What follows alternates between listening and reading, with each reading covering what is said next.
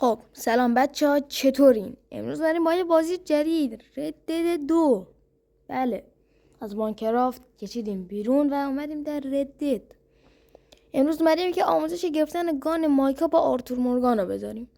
روش های خیلی مختلفی داره و الان شما دارین گانش رو میبینین که دارم تمیز میکنم. یکی از روشاش اینه که دارم واسهتون میگیرم که داخل چپتر 1 و اول از همه باید مواظب باشین که تو چپتر 1 هستین این مرحله رو بتونین برین. وارد این مرحله وقتی شدین شما مثلا این مرحله ای که میریم داخل کمپ اودریسکولا اونجا من بهتون یه توضیحاتی هم بعدم میدم. تا الان استاپ میزنم. خب ها کنید اینجا وقتی رسیدیم گانای مختلفی داریم که گانامون البته خیلی کمه، بهتره بگم مختلف که نمیشه گفت.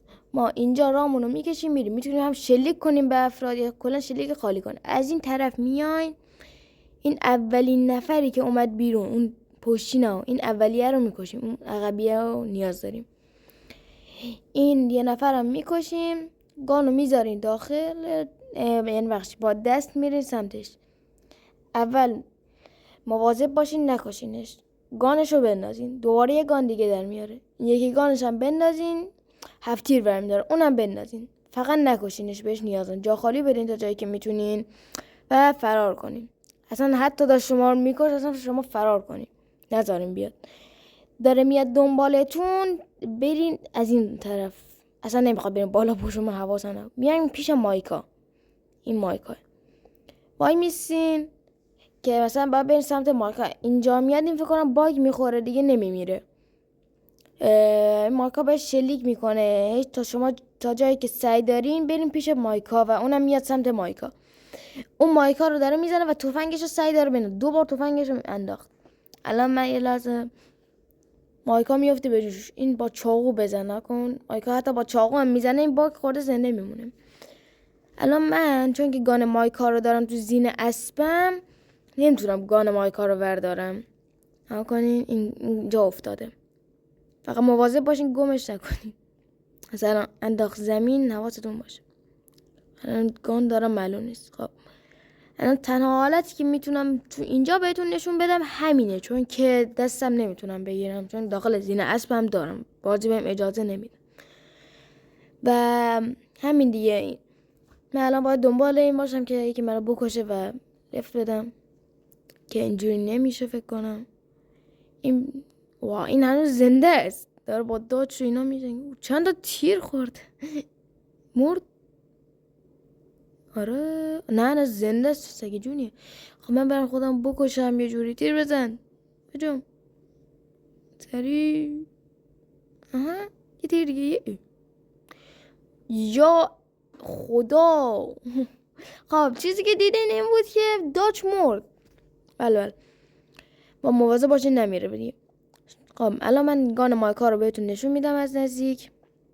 این گانش که گان خفنی هم هست، واسه اول بازی خوبه، که یه 7 تیر سری هم هست. اون بالام نوشته پیروزی از آن من است. بله آقامون فکر کرد پیروز میشه ولی خب جان مارسون اومد پدرشو در آورد.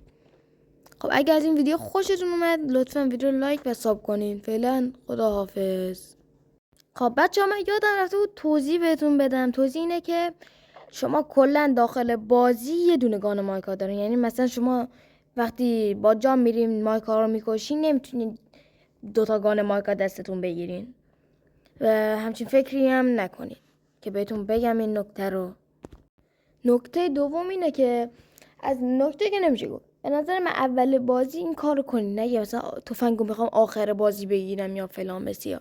الان بگیرین، چون که آخر بازی بشه شما دیگه همه جور تفنگ دارین نیاز نیست. ولی اول بازی شما به تفنگ نیاز دارین واقعا، چون نه تفنگ قوی دارین نه پول تفنگ دارین که برین بخرین. پس توصیه من اینه که برین گان همون اول بازی بگیرین، یا اینکه برین داخل چپترهای بعدی، مخصوصا داخل چپتر 3 گانشو میشه گرفت ولی مثلا سخت‌تره دیگه. همینجا بگیرین بهترین کاره. و دوباره میگم اگر از این ویدیو خوشتون اومد ویدیو لایک و ساب کنین و تا ویدیو بعدی خداحافظ.